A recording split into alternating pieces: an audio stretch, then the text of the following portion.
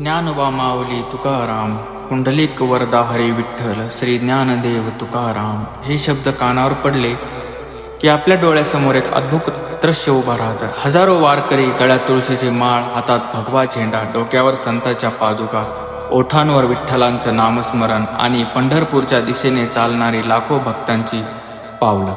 हीच आहे महाराष्ट्राची ओळख, हीच आहे भक्तीची परंपरा आणि हेच आहे आषाढी वारी. पण तुम्हाला एक प्रश्न नक्की पडला असेल, आषाढी वारीची सुरुवात नेमकी कशी झाली? ही परंपरा कुणी सुरू केली? वारकरी पंढरपूरलाच का जातात? संत ज्ञानेश्वर महाराज आणि संत तुकाराम महाराजांच्या पालख्या परंपरा कशी निर्माण झाली?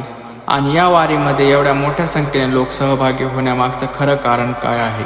तर चला मग आज आपण जाणून घेऊया. तर मित्रांनो, व्हिडिओ आवडल्यास व्हिडिओला लाईक करा, आपल्या चॅनलला सबस्क्राईब करा आणि व्हिडिओ पूर्ण पाहा. महाराष्ट्राच्या भक्ती परंपरेमध्ये पंढरपूरला एक विशेष स्थान आहे. चंद्रभागेच्या वळणावर वसलेले पंढरपूर आणि त्या पंढरीत विटेवर उभा असलेला आपला लाडका विठ्ठल.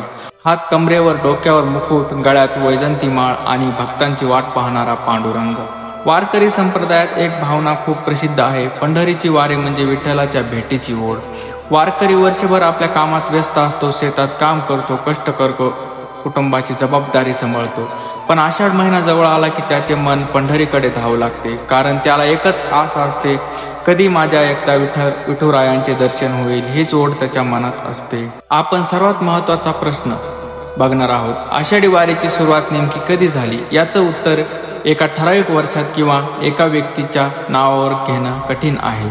पंढरपूरची यात्रा आणि विठ्ठल भक्तीची परंपरा अनेक शतकापासून चालत आलेली आहे. मात्र महाराष्ट्रातील वारकरी परंपरेला एक मजबूत आणि व्यापक स्वरूप मिळालं आहे. ते संत ज्ञानेश्वर महाराज, संत ज्ञानदेव महाराज, संत एकनाथ महाराज आणि संत तुकाराम महाराज यांसारख्या संतांच्या भक्ती चळवळीमुळे.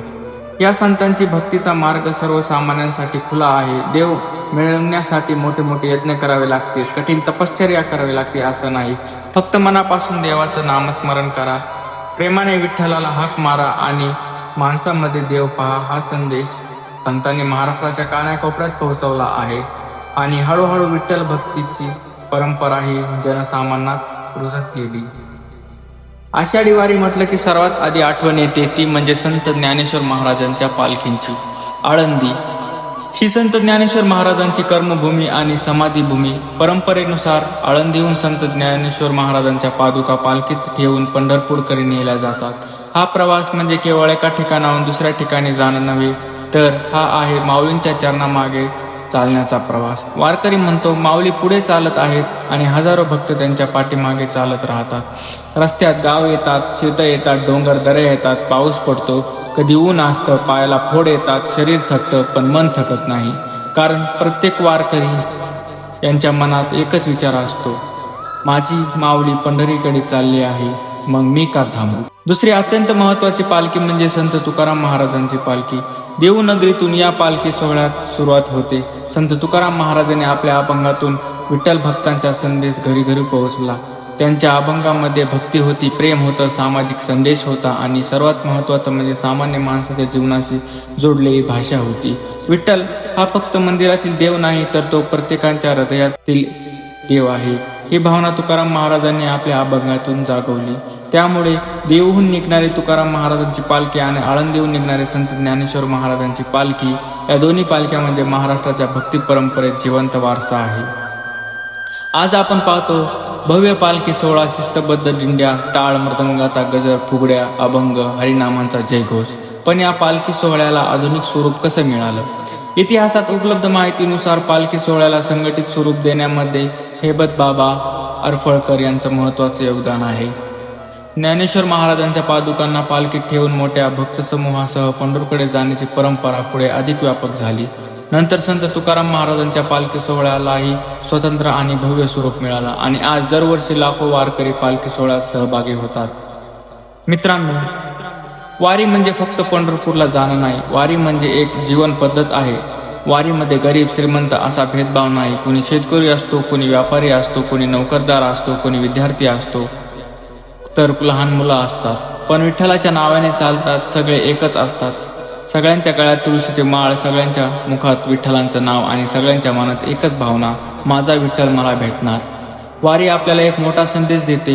देवापर्यंत जाण्यासाठी माणसाने आधी माणसाशी जोडलं पाहिजे. म्हणून वारकरी एकमेकांना माऊली म्हणतो, कारण त्याला समोरच्या व्यक्तीमध्येही विठ्ठल दिसतो. तुम्ही वारीच्या व्हिडिओमध्ये अनेक गट पाहिले असतील. टाळकरी, मृदुंग वाजवणारे वारकरी, भजन करणारे भक्त, हे छोटे छोटे समूह म्हणजे दिंडी. प्रत्येक दिंडीची स्वतःची एक शिस्त असते. वारकरी पहाटे उठतात, स्नान करतात, नामस्मरण करतात, भजन कीर्तन करतात आणि मग पायी प्रवास सुरू करतात. दिवसभर चालताना टाळ मृदुंगाचा आवाज ज्ञानेश्वर तुकाराम माऊली या जय घोषणेने संपूर्ण वातावरण भक्तिमय होतं. कुणी थकतं, कोणाचे पाय दुखतात, पण दिंडीमध्ये प्रत्येकजण दुसऱ्याला आधार देत असतो. कोणी पाणी देतं, कोणी जेवण देतं, कोणी औषध देतं, कोणी फक्त एवढंच म्हणतं, माऊली थोडं चालायचं बाकी आहे, चला. आणि मग थकलेला वारकरी पुन्हा चालायला लागतो. हीच आहे वारींची खरी परंपरा. वारीकडे पाहिलं की एक गोष्ट प्रकर्षाने जाणवते. इथे कोणताही भेदभाव नाही. जात, पंथ, श्रीमंती, गरीब, शिक्षण, अशिक्षण या सगळ्या गोष्टी वारीच्या वाटेवर मागे राहतात. सगळे विठ्ठलाचे भक्त, सगळे माऊली, सगळे वारकरी. संतांनी समाजाला दिलेला हा समतेचा संदेश आजही वारकऱ्यांमध्ये जिवंत आहे. म्हणून वारी ही केवळ धार्मिक परंपरा नाही, तर महाराष्ट्राच्या सामाजिक आणि सांस्कृतिक जीवनाचा एक अविभाज्य भाग आहे. मित्रांनो, एक प्रश्न विचारतो, विठ्ठल फक्त पंढरपूरच्या मंदिरात का? वारकरी म्हणतो, नाही, तो वारीच्या वाटेवरही आहे. एखादा वारकरी थकला असेल तर दुसरा त्याला पाणी देतो, तिथे विठ्ठल आहे. एखाद्या अनोळखी वारकऱ्याला कोणी प्रेमाने जेवण देतो, तिथे विठ्ठल आहे. कोणी दुसऱ्याच्या पायाला फोड आले ते पाहून त्याची सेवा करतो, तिथे विठ्ठल आहे. आणि जेव्हा लाखो लोक एकत्र येऊन प्रेमाने म्हणतात पुंडलिक वरदा हरी विठ्ठल, तेव्हा जणू संपूर्ण महाराष्ट्रच विठ्ठलमय होऊन जातो. अनेक दिवसांचा प्रवास, शेकडो किलोमीटरचा पायी प्रवास, पावसांची चिंता नाही, उन्हाची चिंता नाही, कारण वारकऱ्याला माहिती असतं शेवटी पंढरपूर येणार आहे. आणि एक दिवस तो क्षण येतो, समोर दिसते चंद्रभागा नदी. वारकरी चंद्रभागा नदीच्या पाण्यात स्नान करतो. डोळ्यांमध्ये अश्रू असतात, ओठांवर विठ्ठलाचं नाव असतं आणि मनात एकच भावना असते, विठ्ठल आला रे तुझ्या दारी. मंदिराच्या दिशेने चालताना वारकऱ्यांचं मन अक्षरशः भरून येतं आणि जेव्हा त्याला विठ्ठलाचं दर्शन होतं तेव्हा त्या संपूर्ण प्रवासाचं सार्थक होतं. त्या क्षणी त्याला जाणवतं आपण एवढे दिवस चालत होतो, पण खरं तर विठ्ठल आपल्याला आपल्या दिशेने घेऊन येत होता. आषाढी वारीची परंपरा आपल्याला अनेक गोष्टी शिकवते. पहिली गोष्ट म्हणजे श्रद्धा असेल तर माणूस कितीही दूरचा प्रवास करू शकतो.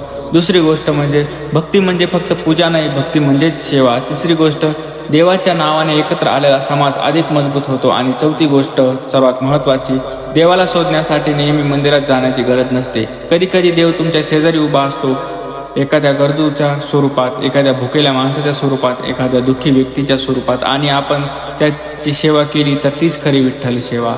मित्रांनो, शेकडो वर्षांची ही परंपरा आजही सुरू आहे. दरवर्षी लाखो वारकरी पंढरपूरच्या दिशेने निघतात.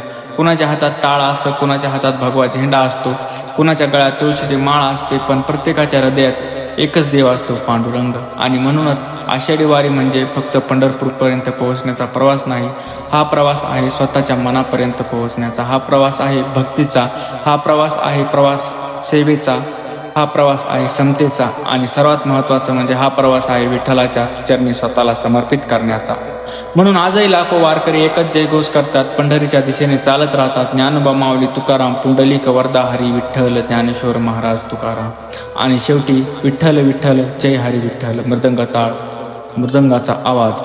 जर तुम्हालाही विठ्ठलावर श्रद्धा असेल तर कमेंटमध्ये प्रेमाने लिहा जय हरी विठ्ठल. व्हिडिओ आवडला असेल तर व्हिडिओला लाईक करा, आपल्या मित्रपरिवाराला शेअर करा आणि आपल्या चॅनलला सबस्क्राईब करा. आणि अशाच भक्तिमय व्हिडिओ मी घेऊन येत असतो. विठ्ठल विठ्ठल जय हरी विठ्ठल.